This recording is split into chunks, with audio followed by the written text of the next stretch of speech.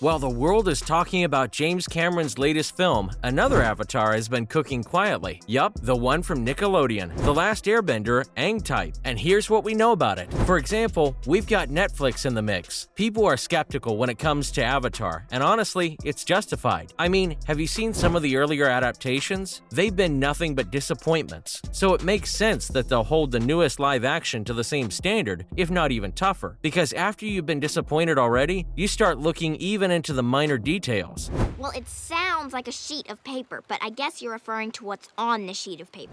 That's just how it is. But there's hope for a great adaptation because we've got Netflix backing the entire project. Not that they've always been great with all their projects, but it is still something, isn't it? Plus, Netflix has been investing heavily in its newer projects, and they've improved. You've seen it for yourself. And knowing that financing won't be an issue should give all the fans some sigh of relief. Well, at least they won't have to bear the burden of, yeah, they didn't have enough cash. I gotta say, Sokka, you continue to impress me with your ideas.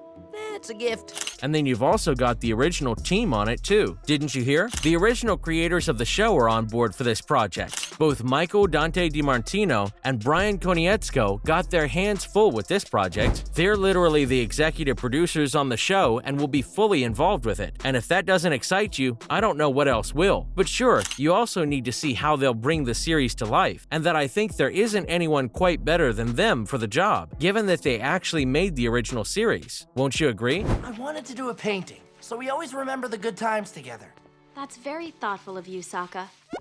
Wait, why did you give me Momo's ear? Additionally, the series is reuniting with original talents such as composer Jeremy Zuckerman. Does that ring a bell? Yep, he's the same guy who made music for the original series. Safe to say the music is in safe hands as well. And not just that, Dante Basco, the voice of Zuko, might also be coming back in some capacity. Please, Father, I only have the Fire Nation's best interests at heart.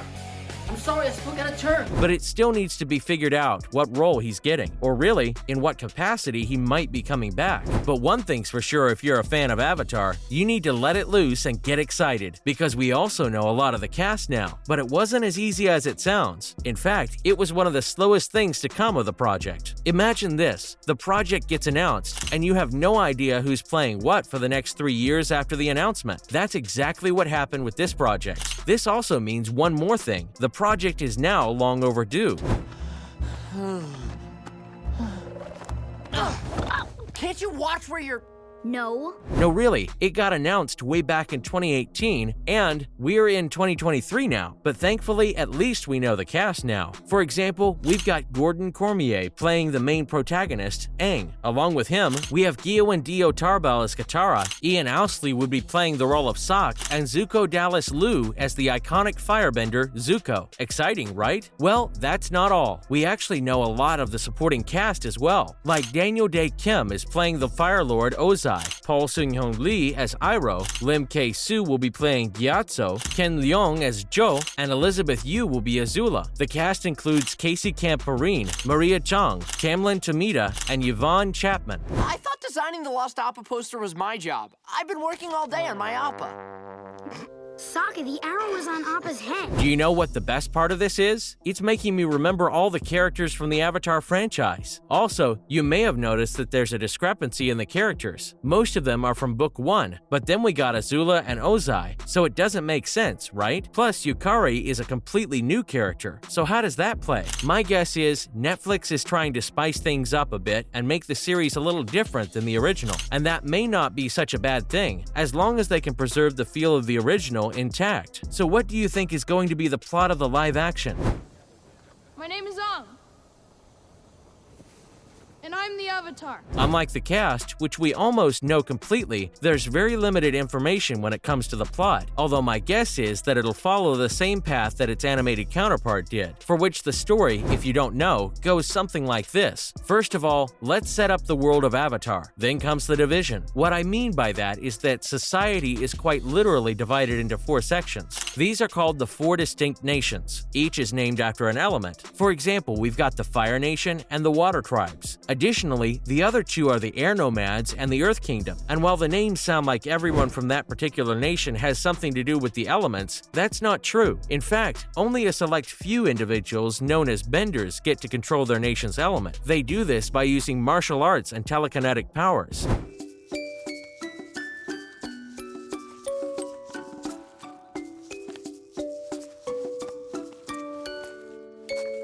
No person from one nation can control the other nation's element, but there's one guy who has the capability to control all four, the Avatar. But that's all for the backstory. Really, what's going to happen in the present? If the remake is anything like its animated counterpart, it'll be like the story of Aang. Yes, the bald kid with the big arrow on his head, which by the way makes me wonder, will they put that arrow on his head in the series? It's gonna be hard to pull that off in a live action, don't you think? But anyway, Aang is gonna be the latest Avatar from the Air Nomads. The guy stays frozen in the Avatar state for 100 years before Katara and Sokka of the Water Tribe wake him up. This would be in synchronization with the fact that the world is in a state of war, a war led by the Fire Nation, wreaking havoc over the world. So in order to counter the evil and chaos, Aang and his new friends will probably go on a journey where they'll master their skills and try to get a grasp on the abilities of the remaining elements. The eventual goal is to be able to restore balance to the nations. If they pull this off, it's gonna be one heck of a series, and I won't lie, I'm very excited about it. So then, when will we be able to see it? Of course, that's the million-dollar question, and the one without which nothing else matters. Is there a picture of me? Does it look good?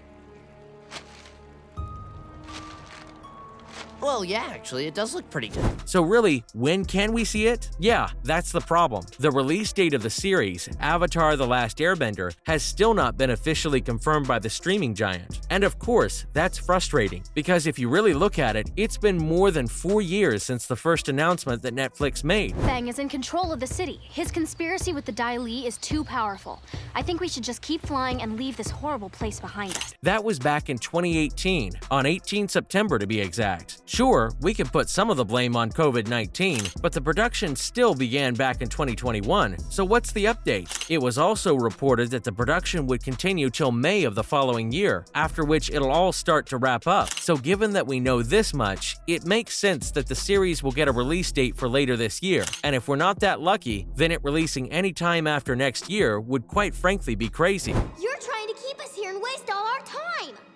Right. I think your friend just said that, genius. So 2024? Fingers crossed. The only problem is, given the time that it has taken to produce, if it's anything less than perfect, that's gonna be a problem. And that's all for Avatar: The Last Airbender. Unlike its release date, we'll see you soon in the next video.